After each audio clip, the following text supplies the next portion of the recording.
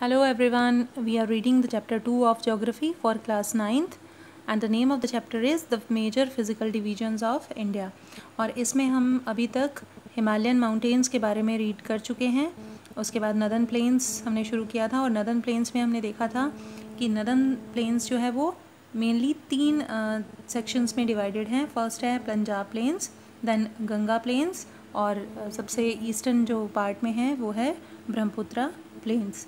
तो इन तीनों पार्ट के अलावा जो है नदर्न प्लेन्स को और भी वेरिएशंस के हिसाब से और उसके रिलीफ फीचर्स के हिसाब से और भी पार्ट्स में डिवाइड किया गया है। और कल हमने उसी में से रिलीफ फीचर के हिसाब से जो डिवीज़न है नदर्न प्लेन्स की उसी में से एक पार्ट किया था भाबर। आज भाबर को एक बार फिर से हम रीड करेंगे। The river, after descending from the mountains, deposit pebbles in narrow belt of about 8 to 16 km in width, laying parallel to the slopes of Shivaliks. जब नदी जो है नीचे आती है माउंटेन से तो वो डिपॉजिट करती है पेबल्स। पेबल्स क्या होते हैं? छोटे छोटे पत्थर। In a narrow belt of about 8 to 16 kilometre width, तो यानी 8 से लेकर 16 किलोमीटर की चौड़ाई में वो जो है पेबल्स जमा करती है नदी। और इस वाले एरिया को जो पैरेलल चलता है शिवालिक हिल्स के, इस वाले एरिया को हम भाबर बोलते हैं। All the stream disappear in the Bhabar belt. ऐसा लगता है भाबर बेल्ट में जो रिवर है वो डिसअपियर हो गई है, लेकिन वो पत्थरों के नीचे बहती रहती है। South of the belt the stream and rivers reemerge and create a wet swampy and marshy region known as Terai. उसके बाद अगर हम इस बेल्ट से थोड़ा सा और आगे चलते हैं तो हमें स्ट्रीम के रूप में नदी मिलती है। स्ट्रीम्स यानी दोबारा से हमें वो जो नदी है वो निकलती हुई दिखाई देती है पत्थरों के बीच में से, यानी वो एक वेट रीजन में आ जाती है। और वो क्या है? वेट मार्शी रीजन है, थिक फॉरेस्टेड रीजन है, फुल ऑफ वाइल्ड लाइफ है। और जिस रीजन में वाइल्ड लाइफ बहुत ज़्यादा होती है, फॉरेस्ट एरिया बहुत ज़्यादा होता है और गीला एरिया होता है पूरा, नदी जो है दोबारा से डिसअपियर होके हमें दिखने लगती है दोबारा से, उस एरिया को हम कहते हैं तराई क्षेत्र। The forest have been clear to create agricultural land to settle the migrants from Pakistan after partition. इस एरिया का जो तराई का क्षेत्र है उसको, उसके फॉरेस्ट को क्लियर किया गया था ताकि पाकिस्तान से आए हुए माइग्रेंट्स जो हैं उनको सेटलमेंट मिल सके, वो सेटल हो सकें। Locate Dudhwa national park in this region. एक बहुत ही फेमस नेशनल पार्क है इंडिया का, that is Dudhwa national park. वो जो है तराई के क्षेत्र में पड़ता है। The largest part of the northern plains is formed of older alluvium. जो सबसे बड़ा पार्ट है जो नदर्न प्लेन्स का वो ओल्डर एल्यूवियम से मिलकर बना है, यानी सबसे पुरानी मिट्टी जो कौन लाया था? नदियाँ। It lies above the foot plains of the river and represent a terrace like features. अब ये वाला जो पार्ट है वो दोनों पार्ट से ज़्यादा उठा हुआ है, टेरेस लाइक फीचर है। This part is known as Bhangar, और इस पार्ट को हम क्या कहते हैं? Bhangar. The soil in this region contains calcareous deposit locally known as kankar. तो इसकी अगर सॉइल हम हाथों में लें तो हमें कुछ कंकड़ भी साथ में मिलेंगे जो कि कैल्शियम से बने हुए हैं। वो कंकड़ जो है सॉफ्ट है और उनको हम हाथ से ही तोड़ सकते हैं, इस तरह के कंकड़ हैं। तो इस तरह की सॉइल में, जो कि पुरानी सॉइल है, पुरानी ओल्डर एल्यूवियम से मिलकर बनी है और नदियों द्वारा लाई गई है नो डाउट ये वाली सॉइल भी, और इसको हम क्या कहेंगे? Bhangar region. The newer younger deposits of flood plains are called khadar. तो खादर क्या होता है? जहाँ पर नदियों द्वारा लाई गई सबसे न्यू, सबसे फ्रेश जो हमें सॉइल मिलेगी, डिपॉजिट मिलेगी वहाँ पर, तो उसको हम खादर बोलेंगे। They are renewed almost every year and so are fertile, thus ideal for intensive agriculture. और ये जो होते हैं रीन्यू होते हैं आलमोस्ट एवरी ईयर, क्योंकि हर साल जो है नदी अपने साथ जो मिट्टी बहा कर लाती है इस वाले पार्ट में छोड़ती है, और इसको क्या कहते हैं? खादर।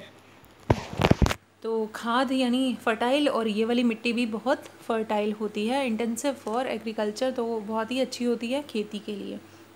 उसके बाद हम जो लैंड फॉर्म पढ़ने वाले हैं इंडिया का वो भी बहुत इंपॉर्टेंट है, दैट इज़ पेनिनसुलर प्लेटो। और पेनिनसुलर प्लेटो को पढ़ने से पहले I just want to explain कि व्हाट इज़ पेनिनसुला। पेनिनसुला होता क्या है कि जब कोई भी लैंड मास 3 तरफ से पानी से घिरा रहता है तो हम उसको पेनिनसुला बोलते हैं। इसीलिए इस प्लेटो को, इंडिया का जो प्लेटो है उसको पेनिनसुलर प्लेटो कहा गया है।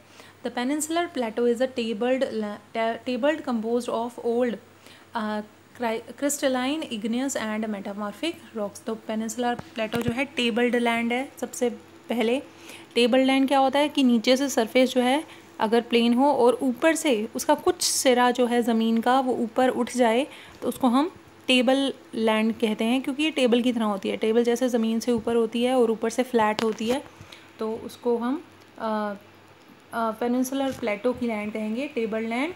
और ये किससे मिलकर बनी है? इग्नियस और मेटामॉर्फिक रॉक। और आपको मालूम है, आपने 7th क्लास में रीड किया था कि इग्नियस और मेटामॉर्फिक रॉक्स जो होती हैं वो बहुत ही टेम्परेचर सहने की और दबाव सहने की के बाद बनती हैं। तो ये भी हमारा जो पेनिनसुलर प्लेटो है वो भी इग्नियस और मेटामॉर्फिक रॉक से मिलकर बना है। It was formed due to the breaking and drifting of Gondwana land. तो गोंडवाना लैंड तो बहुत पुरानी घटना है, यानी लाखों साल पहले गोंडवाना लैंड के ड्रिफ्ट होने से और उसके ब्रेक होने से क्या बना था हमारा peninsular plateau, thus making it a part of oldest land mass. इसीलिए ये क्या कहलाता है? Oldest land mass. The plateau had broad and shallow valleys, rounded hill. This plateau consist of two broad divisions, namely central highlands and Deccan plateau. जो plateau है उस पर rounded hills हैं। राउंडेड हिल्स मतलब ऊपर से तीखी नहीं है चोटियाँ, ऊपर से गोल या फ्लैट कह सकते हैं हम। और जो हमारा प्लेटोज़ है वो उसको ब्रॉड डिवीजन क्या है उसकी, 2 पार्ट्स में हम डिवाइड कर सकते हैं। फर्स्ट पार्ट का नेम है द सेंट्रल हाईलैंड्स और सेकंड पार्ट है Deccan plateau. The part of peninsular plateau lying to the north of the Narmada river covering a major area of Malwa plateau is known as central highland. जो हमारे peninsular प्लेटो का area, वो area जो कि Narmada river के north में पड़ता है। नर्मदा रिवर मैंने आपको बताया था विंध्याचल और सतपुड़ा के बीच बहती है, तो उस रिवर के नॉर्थ में जो एरिया पड़ता है उसको हम हमारा सेंट्रल हाईलैंड बोलते हैं। और ये मालवा प्लेटो तक फैला हुआ है। The Vindhyan range is bounded by Satpura range on the south and Aravallis on the north west. और अगर हम साउथ में देखें तो कौन सी हिल है, कौन सी रेंज है? सतपुड़ा रेंज। और अगर हम इसके नॉर्थ वेस्ट में देखें तो कौन सी रेंज है वहाँ पर? अरावली रेंज, जो कि राजस्थान में पड़ती है। The further westward extension gradually merges with the sandy and rocky desert of Rajasthan. अगर हम और आगे चले जाएं तो हमें क्या मिलेगा? Sandy and rocky desert of Rajasthan. The flow of rivers draining is in this region, namely the Chambal, the Sindh, Betwa and Ken. तो 4 नदियाँ हैं मेनली जो बहती हैं, और भी नदियाँ हैं बट ये मेन रिवर्स हैं। नेम है चंबल, सिंध, बेतवा, केन। और इनकी डायरेक्शन क्या है? South west to north west, यानी वेस्ट की तरफ ये नदियाँ बहती हैं। अब नदियों का फ़्लो हमें एक चीज़ बताता है कि हमारा जो प्लेटो है उसका स्लोप किधर है? वेस्ट की तरफ, इसीलिए नदी जो है वो वेस्ट की तरफ जा रही हैं। द फ्लो ऑफ ये हो गया। उसके बाद the central highland are wider in the west but narrower in the east, यानी ये ऐसा एक जैसा नहीं है, कहीं से वाइड है कहीं से नैरो है। तो ये जो है वेस्ट में वाइडर है और ईस्ट की तरफ आते आते नैरो है। The eastward extensions of this plateau are known as Bundelkhand and Baghelkhand. जो ईस्ट वाली इसकी एक्सटेंशन है, ईस्ट में बढ़ जाता है, चौड़ा हो जाता है, तो ईस्ट की जो एक्सटेंशंस हैं इसकी, उसको हम बुंदेलखंड और बाघेलखंड के नाम से जानते हैं। तो आगे हम रीड करेंगे छोटा नागपुर के प्लेटो के बारे में। छोटा नागपुर वो इसी की ही एक ब्रांच है। सेंट्रल हाईलैंड जो प्लेटो है उसी के, मैं कहूँगी उसी की एक्सटेंशन है eastward. The Chota Nagpur plateau mark the further eastward extension drained by the Damodar river. और यहाँ पे कौन सी नदी बहती है? ईस्टवर्ड एक्सटेंशन है ये इस प्लेटो की, और यहाँ पर दामोदर रिवर बहती है। The Deccan plateau is a triangular land mass. अब हम आए हैं, मैंने कहा था दो पार्ट्स में डिवाइड किया है हमारा जो प्लेटो है पेनिनसुलर प्लेटो। फर्स्ट जो पार्ट था हमने कवर अप कर लिया है, द सेंट्रल हाईलैंड्स। और अब सेकंड पार्ट जो है द डेक्कन प्लेटो, उसके बारे में पढ़ते हैं। The Deccan plateau is a triangular land mass that lies to the south of river Narmada. अब जो सेंट्रल हाईलैंड था वो कहाँ पड़ता था? नर्मदा रिवर के नॉर्थ में। और अब जो है हम पढ़ रहे हैं नर्मदा रिवर के साउथ में क्या है, डेक्कन प्लेटो।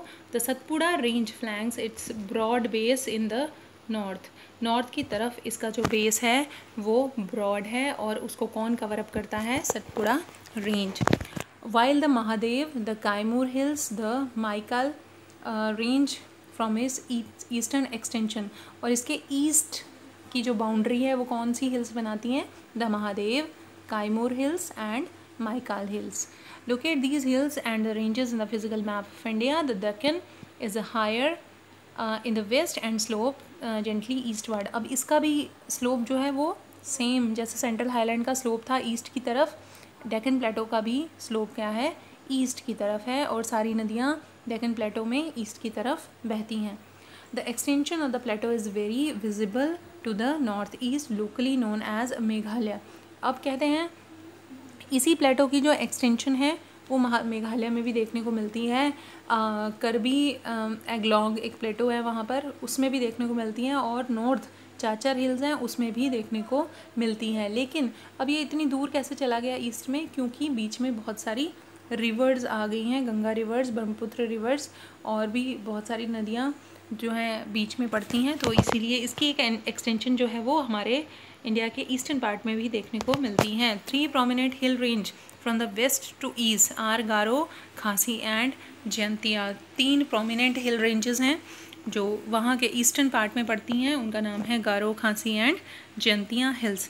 नेक्स्ट पार्ट में हम लोग कवर अप करेंगे वेस्टर्न घाट और ईस्टर्न घाट को, और ये बहुत ही प्रोमिनेंट क्वेश्चन बनता है, बहुत इंपॉर्टेंट क्वेश्चन बनता है, और डिफरेंस भी आ जाता है इनमें, और अलग अलग भी आपको एक्सप्लेन करने के लिए बोला जा सकता है वेस्टर्न घाट और ईस्टर्न घाट। तो प्लीज़ चैनल को देखते रहिए और वीडियोस को लाइक कीजिए, सब्सक्राइब कीजिए चैनल, और नेक्स्ट पार्ट में हम वेस्टर्न घाट और ईस्टर्न घाट करेंगे। Thank you very much.